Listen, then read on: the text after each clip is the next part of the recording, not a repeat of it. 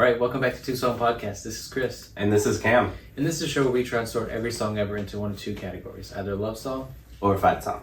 Yep, exactly right. And this is episode 116 of our show. Yeah, it is.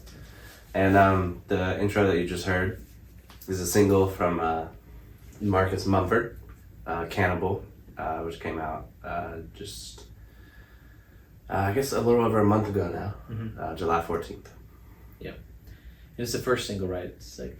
Yeah. Yeah. Because I think it has the same art, like cover art, as the album that's coming in September.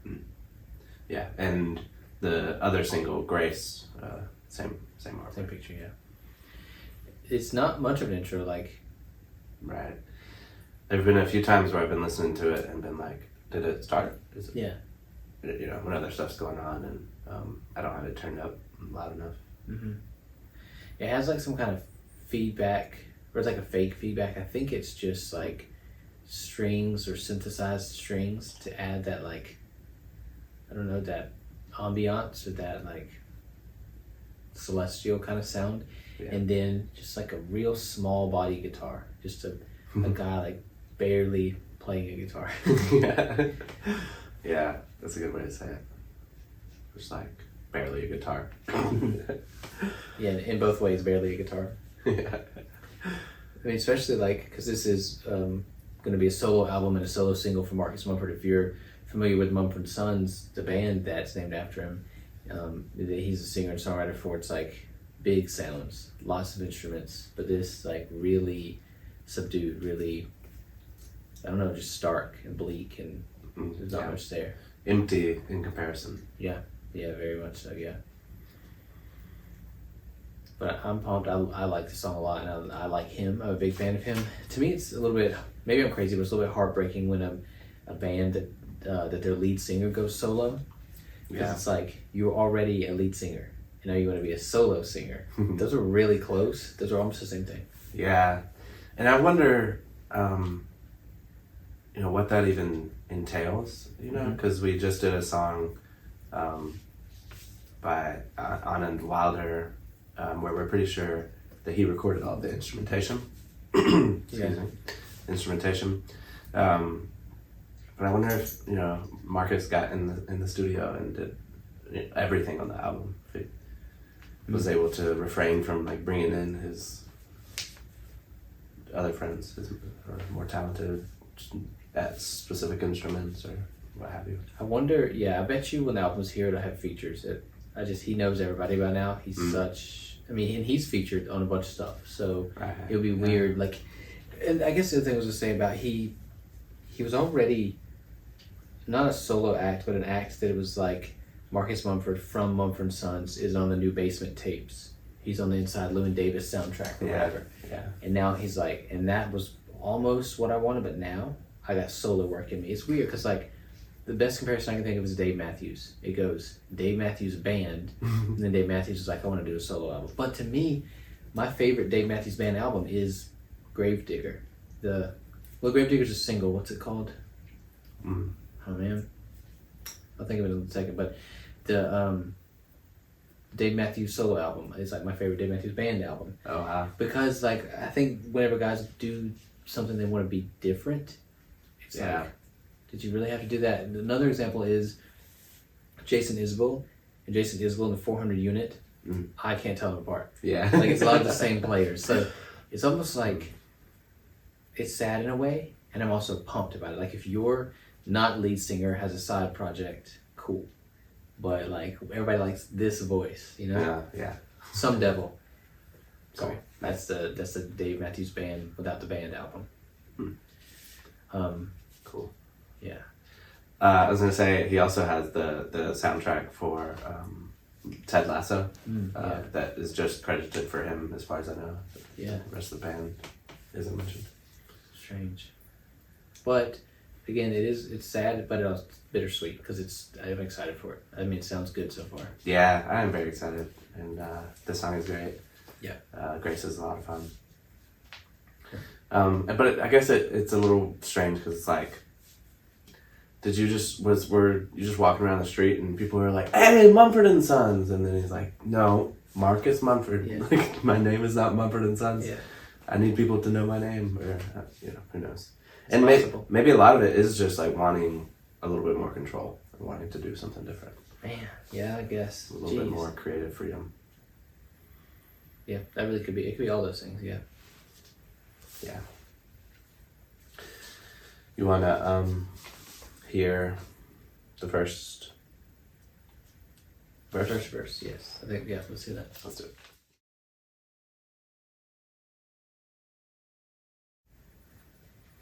Man. Yeah. Wow. He just has such a cool voice. I mentioned the Inside Llewyn Davis soundtrack a second ago, and if you hear some of the singing from that album, you can like compare people that can sing but aren't singers. Dang. I feel like I'm really calling out Oscar Isaac. I don't mean that way, but he's the one I'm thinking of. Like he can sing for an actor. Yeah. He has like a singing voice that's really on the roof of his mouth and really like strained, pinched vocal cords. And Marcus Mumford has just like wide open throat, like deep in the back of his throat voice. Yeah. And to me, there's never been a voice like Marcus Mumford's. It's so good. And it's, I'm trying to think of who would compare it to, you know, how we were talking about Billie Eilish. Some of her sad songs would be almost like you can barely hear the music so she can be really quiet too. Yeah. And really close to the mic. Marcus Mumford is the opposite. He's like, I want the vocals loud. I want them doubled. And then I want the guitar to be like muted and like barely there. Yeah. But I love this verse. I mean, it's I don't know, the thing I compare it to is like the first time you hear a poem that really moves you, you're like, oh wow, like poetry can like be violent and make you feel dirty and be visceral. Visceral. Because like you have to memorize like the same poems that are just a notch above Hallmark cards growing up in school. Yeah. And then like later in high school, maybe in college, you'll read something and be like, whoa, I always like kind of didn't like poems, but this one, you know? Yeah. And that's how people end up with like long passages tattooed on their bodies, because like one poem just like, wow, it's in all their senses and they're never the same. But some of Marcus Mumford's writing does that to me. Like he just has, I mean, I think I'm biased toward it, but he just has like a way to be like, this is poignant and it's easy to remember and I can say it succinctly. You know, this is not like a whole speech or just one verse and we're like, oh my gosh, dang, what's this dude talking about? Yeah, he's saying a lot with very few words, but he is, I think, drawing us in, having just barely a guitar and it being way quieter than his voice. It's like, hey, listen to what I'm saying and like come closer almost. And just kind of like as much as we talk about listening in headphones, just a bit of a warning, it kind of explodes at one point. So if it happened to me where I just had it turned up really pretty loud because I was trying to listen to the minutia and then it gets really loud very suddenly. So headphone warning. That happened to me too. I listened to it in AirPods. I was on a trip in a hotel and I thought maybe I was the only one that wanted to listen to it. And then it was like having earbuds again. We try to like rip them out. It was like that. They got too loud. Great. That's cool because not a lot of music is dynamic because I wish it was. And then when it happens to me, it's too much. Yeah, and Mumford & Sons is kind of famous for those like explosions of the whole band and specifically banjo. It seems so far it seems like Marcus is pretty adamant about no banjo on the solo album, but I guess we'll see. Yeah, I love this verse. I think it speaks for itself. I mean, we can go line by line, but I don't know. I don't think we need to. I think it's so good, and I don't know. Maybe I got it right away, and like I said, it's just I'm biased, and it's written for people like me that like this kind of stuff. But I think it's cool. Again, just moving aside, is that it says the title in the first verse. Yeah, like it doesn't make us wait for it like a real art film where you're like, why is the movie called that? You know, it's like this song says it right away. Yeah, I like that rhyme too. Cannibal and animal. Like wow. Yeah, it does just sound so good. Such a good first verse for a song. So far musically, like you had said, it's he really wants you to listen, so the music hasn't changed. Like you get used to that part in the intro, and then that intro carries in the verse to be like, just put that in your subconscious. Don't focus on that part. Yeah, that's not what we want you to focus on right now. Well, should we hear the second verse? Are we ready for the second verse already? Yeah, I think so. Cool, let's do it.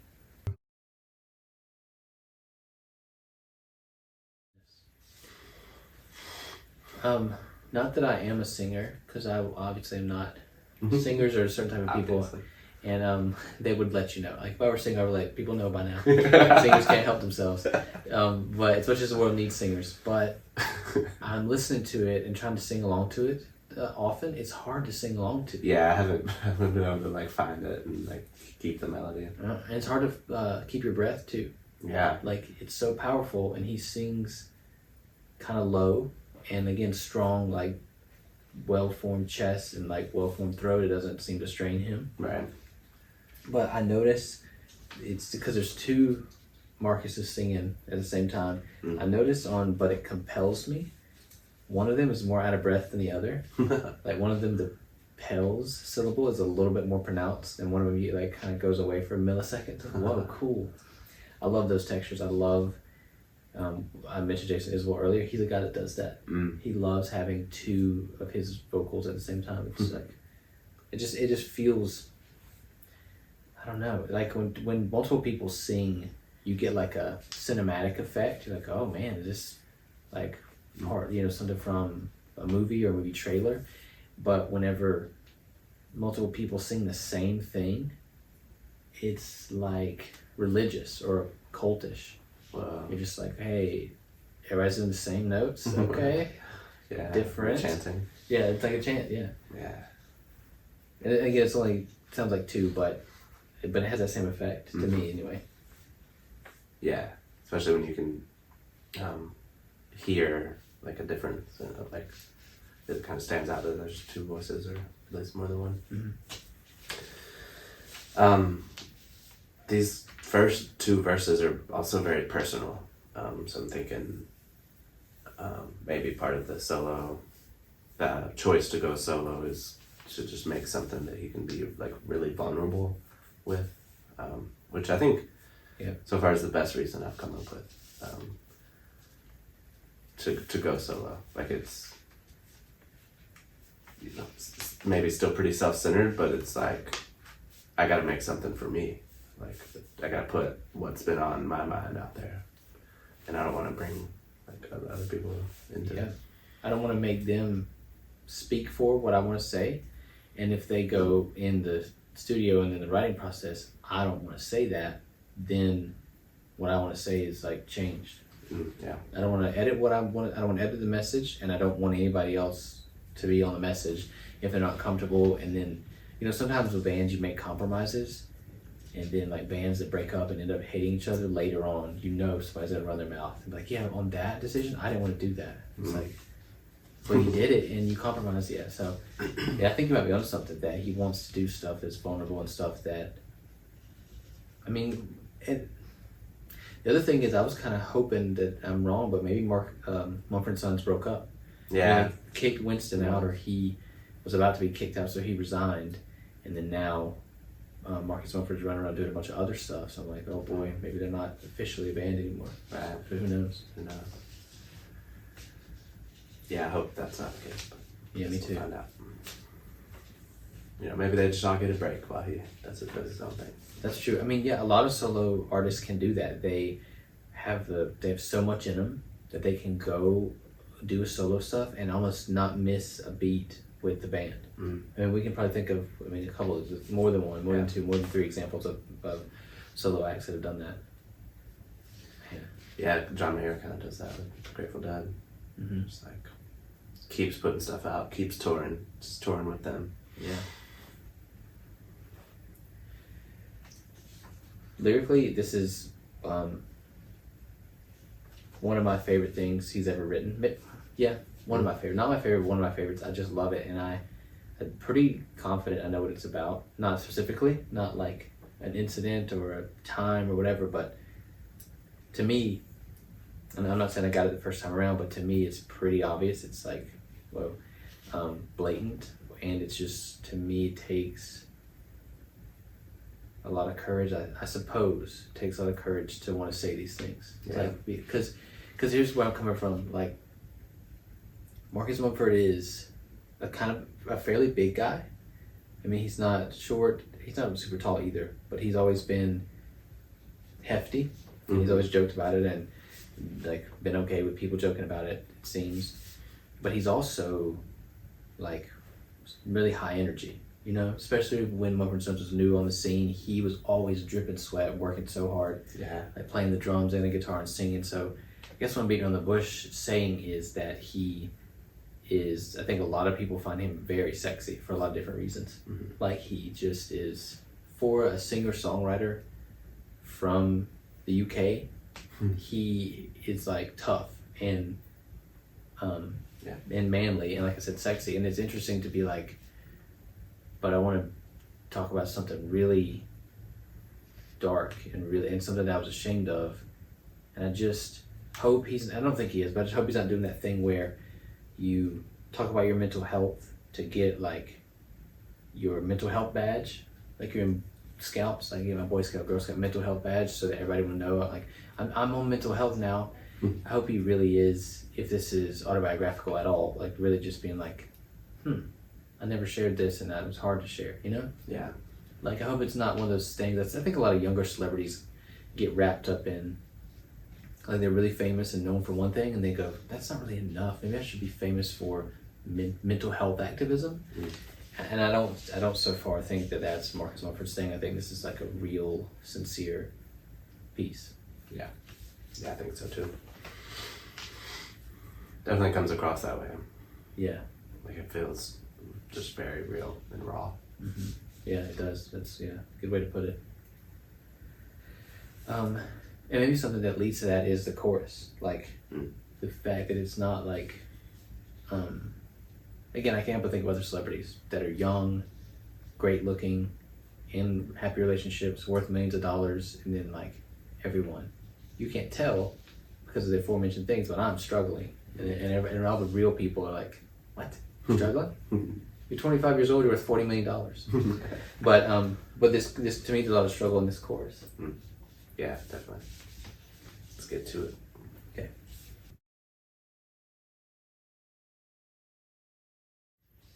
Man. Yeah. Not exactly a chorus. Not a typical chorus. No. No, we were like, dude, you gotta hear, like, cause it gets good. You gotta get to the good part. You're gonna love it. And like, if someone plays you that, you'd be like, oh my God. But you sure that's not a bridge? Yeah, that's right. You sure at least I get to the next part? That's a good part. I'm so, I don't know what you call it. I almost said screwed up, but not even, just into this kind of music. I do love it, but most people would be like, okay, no, this ain't. This is. I think you picked the wrong one. Yeah, it's interesting. It's I don't know. I suppose what I was saying before, maybe I said it too early, but dismiss or demean it because I know I can't speak it.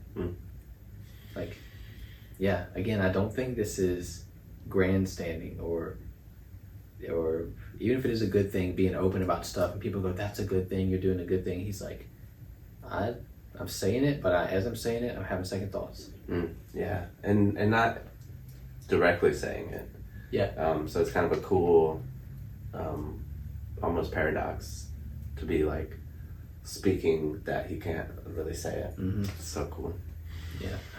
Yeah, it is.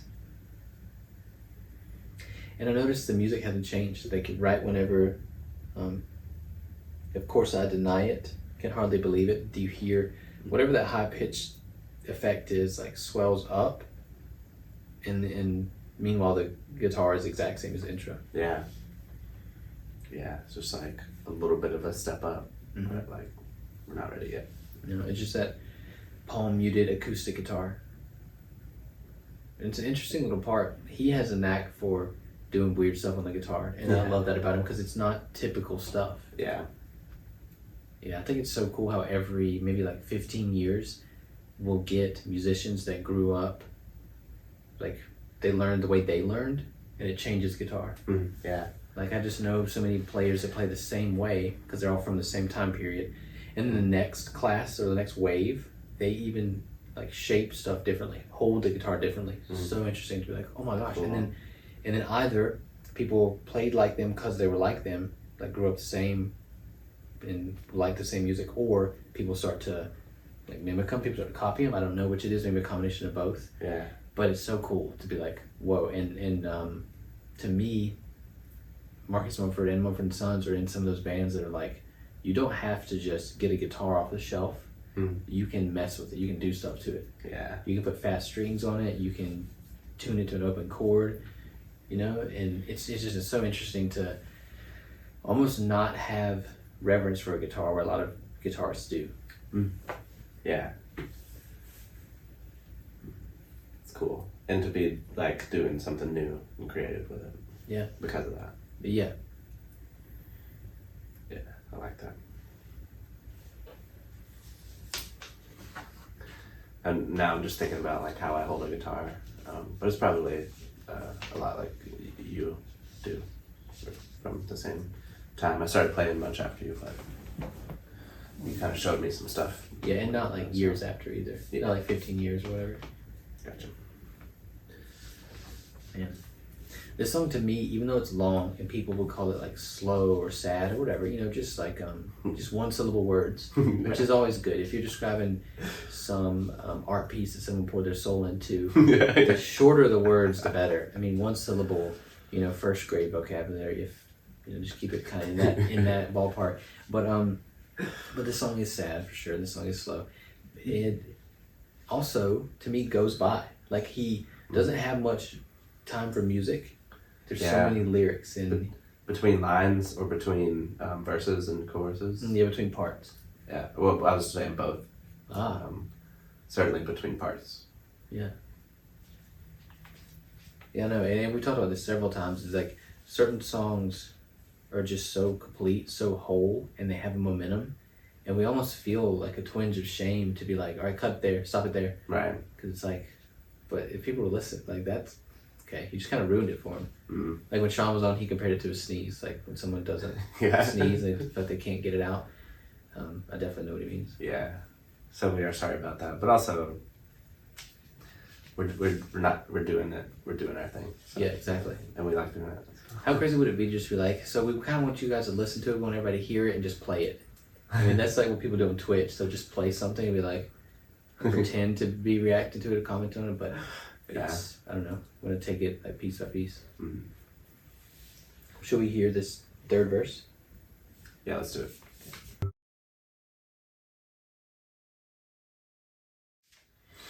Goodness. Wow, yeah. Yeah, I think that's my favorite verse. Yeah, probably mine too. It's wild. I think that because Mumford & Sons got so popular so fast, and they were part of that, like, there's so many different genres, but everyone knows music what I'm talking about. They were part of that club. Yeah. So then it was pop music, and people were like, it was almost basic. And they also kind of came about in a time whenever like all of that rustic Americana revival of traditional old-timey stuff came back in all kinds of stuff, in fashion, in TV and music. And so I think it became kind of basic there for a little while. So I will say that I cannot get enough of this song, and I'm sure there are people that loved Mumford & Sons at one time and moved on because it became basic. Yeah. And that's sad to me, because this song is, like I said, I can't get enough of it. I know it. I often get sad that people just move on, or it will just be like, aren't they kind of old? And we probably talked about this before, but it's I don't get it. Yeah, me either. Yeah. It's like, yeah, they didn't stop making good music. Like, they've evolved. They're just making more good music. Yeah. I mean, and the thing is, until they stop making good music, because some people do. Some people need whatever it is, the struggle or the addiction. I've been thinking about that a lot recently, actually, or just whatever. They need to not be known. They need to be the underdog. And then they'll start making music that's not as good because they don't have as much to draw from. But just the fact that somebody's popular doesn't mean it's happened instantaneously. It doesn't mean it's happened yet. And to me, it's like at least ride the ship down a little ways. At least like pretend you're gonna ride the ship down, and don't just be like, oh, I think the ship's sinking. Meaning, I saw them on late night, or I saw somebody I don't like post about them. Therefore, it's like, well, once they're multimillionaires, the music might kind of suffer. Just at least like, wait, hold out till then. Yeah. Yeah, I know what you mean. But I don't know. I've always been so fascinated and admired his songwriting, but this so far is like awesome. It's like, I don't know, his magnum opus maybe? I don't know, maybe not, because musically it's not, but lyrically to me it is. I'm obsessed with the way the character has a breakthrough in this verse. Like, he's starting to talk about something, then he backtracks. Then the third verse he's like, I am talking about it. I made up my mind and it's actually coming out. And then he realizes, like, so far it didn't cure me. So far just talking about it has not helped. Yeah, although he does say, and this is what it feels like to be free. So maybe there was like a brief release or an immediate release. And then he kind of, like you said, he realizes that that's not like the answer. Doesn't make it go away. Yeah, I think it might have been that. Yeah, that it was like a wave, like you said, immediate. You could read that two ways though. You could read it, and this is what it feels like to be free. The next two things. Wow. It's like free is like feeling what you're supposed to feel. Free is it follows back downstairs into the dark with me, which is cool because it could be like, this is what it feels like to be free, and everybody's like, oh, congrats. He's like, no, I haven't told you yet. Wow. These next two things I'm about to say. I don't think that is it, but you could. That would be cool. Also, how about this? If something follows back downstairs, is that the same as follows back down stairs?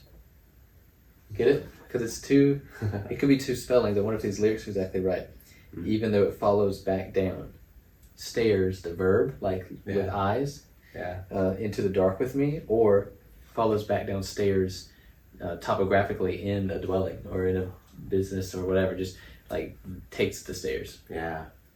Maybe it is both, like you said, like maybe the... Like when a rapper will, when they write it, they spell it one way because it's whatever, it can be both ways, but they don't, unless they're super dork, put in parentheses the other spelling, like either you get the joke or you don't. Yeah, because stairs, like, could be the end of the line prior or the start of the verb, the action of the next line. Yeah. That's really cool. I love Throat and then just Man I Choked. Somehow that timing works out perfectly, even though it's just like a 3-syllable line.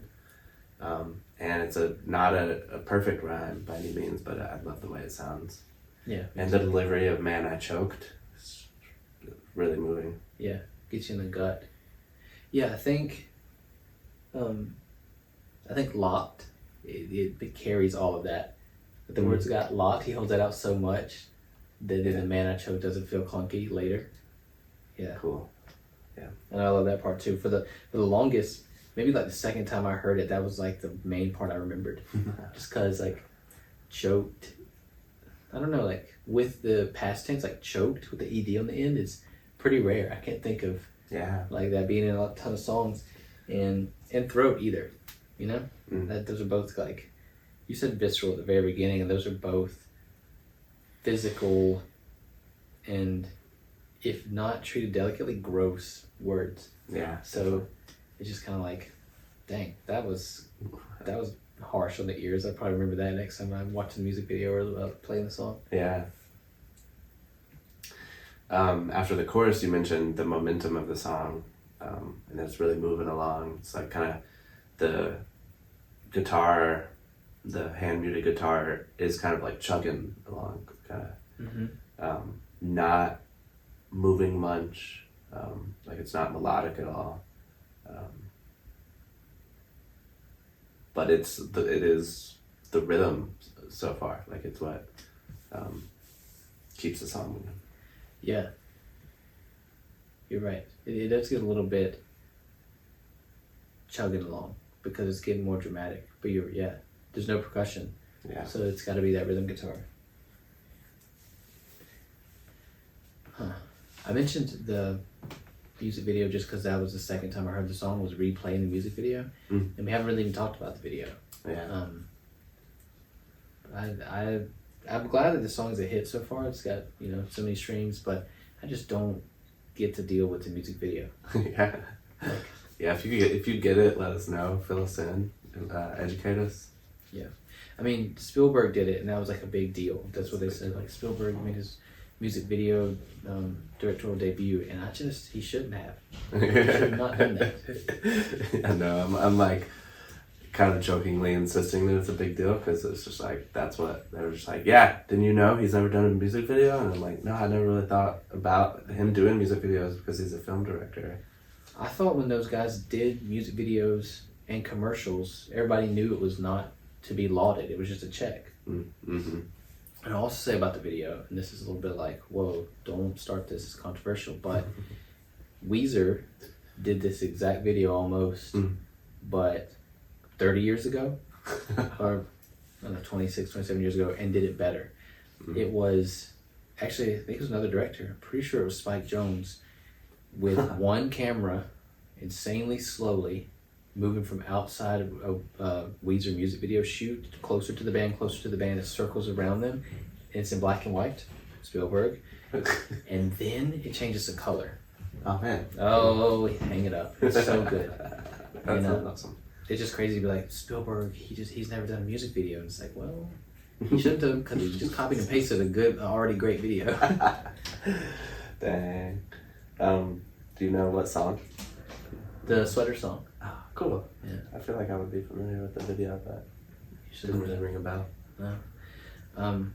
Yeah, I think people should play them side by side. I mean, the videos already get millions of streams, the song's already hit, then the Sweater Song music video already has millions of streams, so just go play both of them. Yeah, let's give the Sweater Song some more views. It deserves it. It does, yeah. Well, should we move on to this chorus? Yeah, let's do it. All right.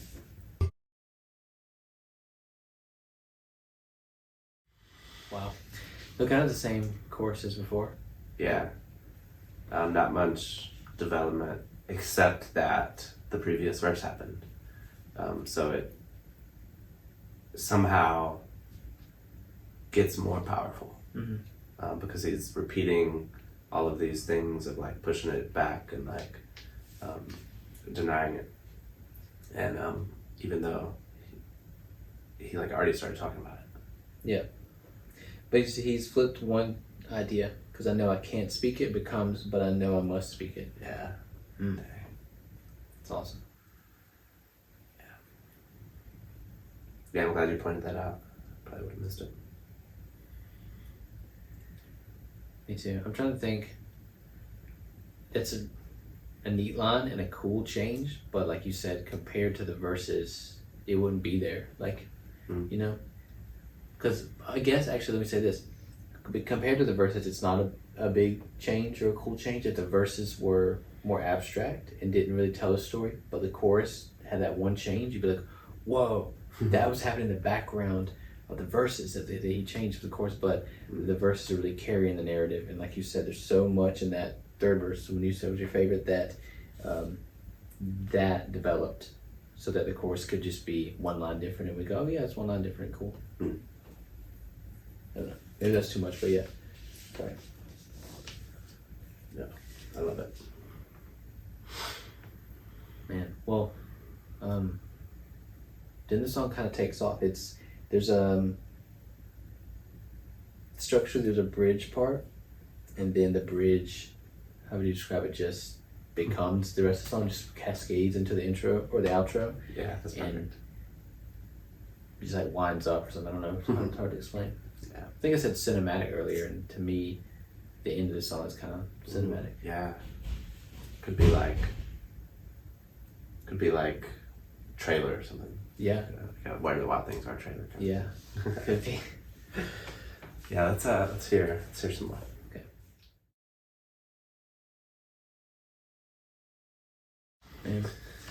Yeah, finally the guitar's doing something different.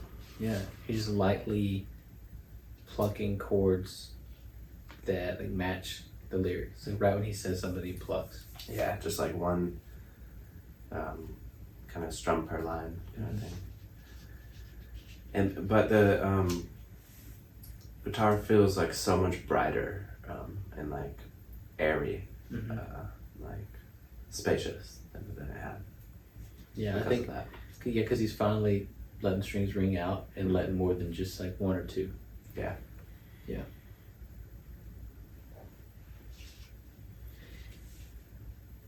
And it's, I don't know, like sonically and musically it's doing that while the lyrics are in a different, like a section of a song we haven't heard before, so it makes sense. Like musically it works really well, but it's also kind of a different idea.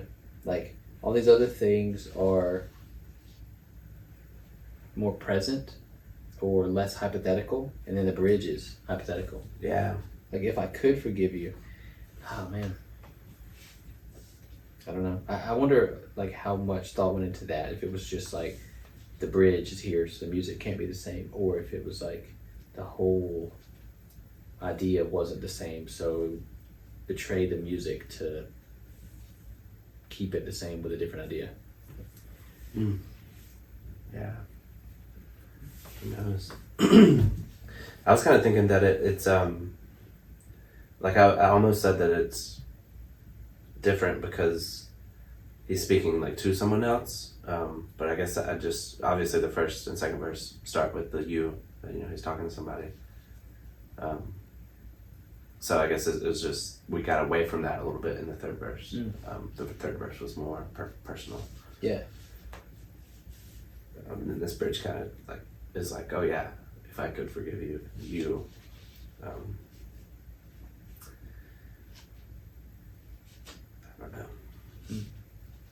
Maybe because the narrator got distracted. Maybe because the narrator was directed at another character, and then for a second he had like a, I know it's called a sidebar. It's a soliloquy when a character talks and no one else can hear them. Yeah, the other characters can't hear them. Yeah, but the audience can. Yeah. Maybe it's like that. Like I was at this other character, and then for a second I was thinking about other stuff. It affected me, and then the bridge I came back. Yeah, I like that. And then the guitar starts again, similar to what it's been doing, but different. Like it's the same style in the right hand, but it's in a different place, and it just makes it. I don't know. It like bridges the two, like you said, brighter and airier, and it's definitely higher up the neck, but it's just the same idea. Yeah, like, and it's kind of like alluding to what it was like before the chorus, the third verse maybe. Nice. I think we had maybe a minute or so. Do we have a good chunk left? Yeah, we'll go over a minute.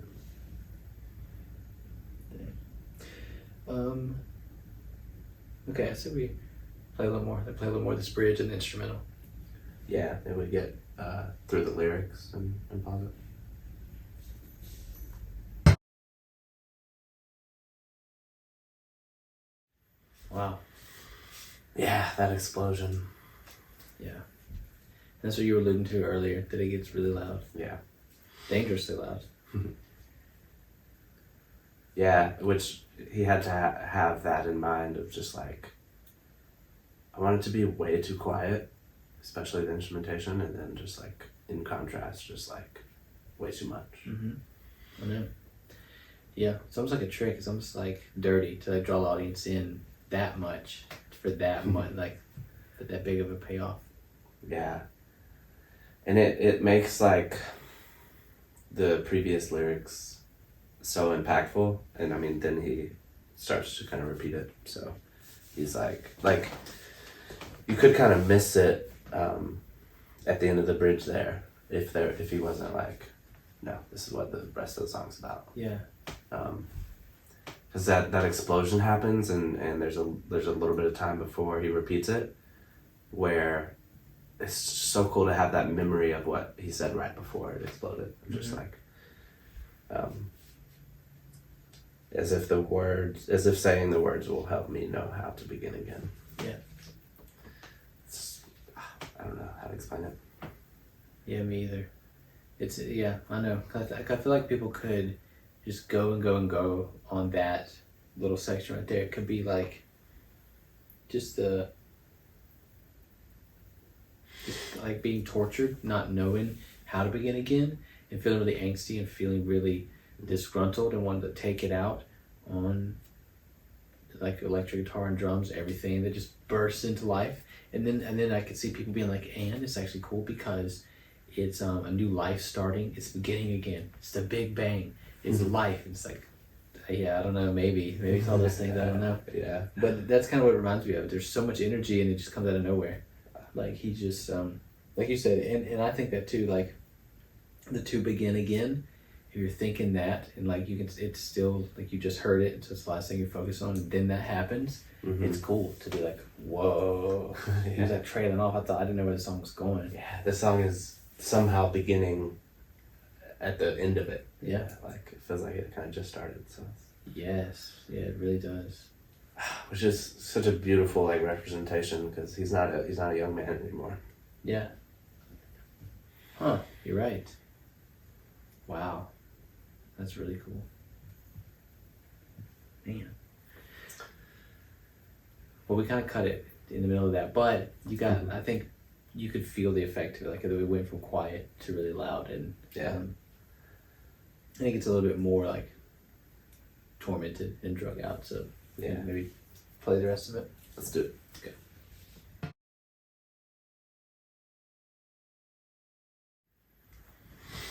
Wow. Oh, that's what drums sound like. Yeah, dang, the ending of that song is one of those songs, we've had several, where you just like, if you're really paying attention, it's hard to break the silence. Like it's hard to like, you know, be the next one, to say something the next one to make the sound. Yeah, it's funny because the Ted Lasso theme almost started playing. Oh boy. That would have been interesting. Yeah, that's fun. Man, I love the end of that song. Yeah. It ends a little bit like suspended too or something. Like it doesn't exactly resolve. Because the hi-hat opens up and you want it to kind of like crash back down. I don't like know enough theory to talk about how the chords resolve or not, but it feels like it's left wide open to me. Yeah, I think I'm wondering on the album if it transitions into something else.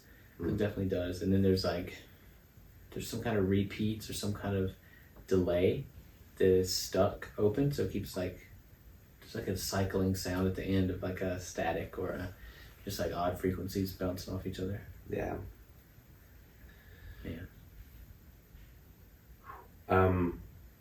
You mentioned kind of tormented, but doesn't it feel like very hopeful too? Yeah, it does, yeah. Because I think that thing that's just been being sound effects, being texture the whole time, starts doing like a little part, like a little, like really close interval but high pitched like synthesizer part. Yeah. And he, like the way the energy picks up is not so. I mean, it is tormented, but yeah, it's definitely hopeful too. Yeah. By the end of it. Yeah, it almost sounds like a bell. I think we're talking about the same sound. Yeah, we are. Really cool. Yeah, man.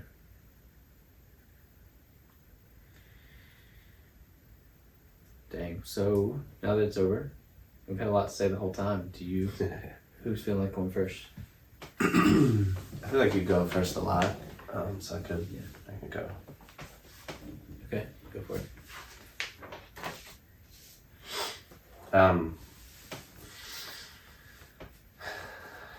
I think even though it is slow and sad, as some might say,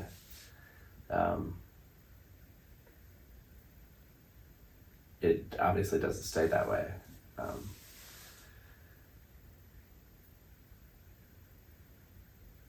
Because of the like contrast of most of the song and then this last minute plus minute, I think it's right around the minute mark probably that it explodes like it does. and because of like how personal and like real and raw and like painful and like sensitive this confession that he's making, or this like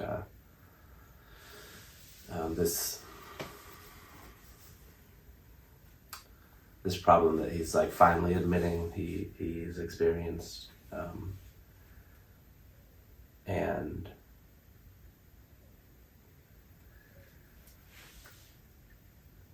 man, I wish I could say that like the hopefulness at the end like leaves me feeling hopeful enough to call it a love song. But I think there's so much torment, and a little back and forth between the first chorus and the second chorus of like realizing that he has to say it, and then still like being scared to say it, and but then like knowing that he must. I think it's obvious like internal conflict and like trauma and suffering, and the ending doesn't make it hopeful enough for me to call it a love song. I think I already said that, but it's kind of another example of the narrator fighting with themselves and their past and who they are and what makes them who they are. Wow. Yeah. It's a fight song? Yeah. Yeah, I think, yeah. Gosh.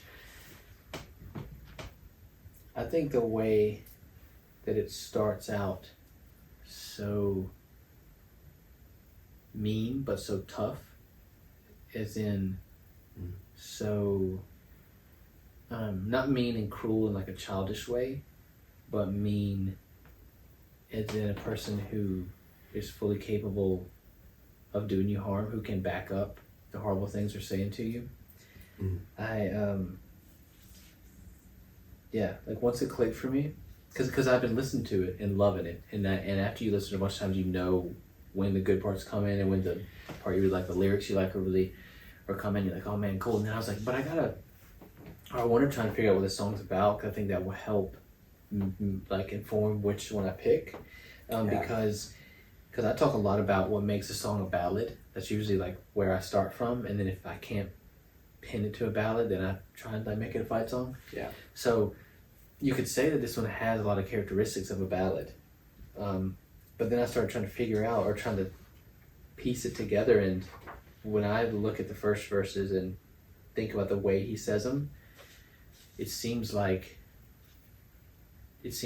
something, and I'll say what I think it is in a sec, but it's like really affected him to the point that he feels dangerous and he feels evil and he feels wrong and off, and not just like didn't get enough sleep or doesn't have enough calories for the day, like deeper than that, like incurable, I guess, even.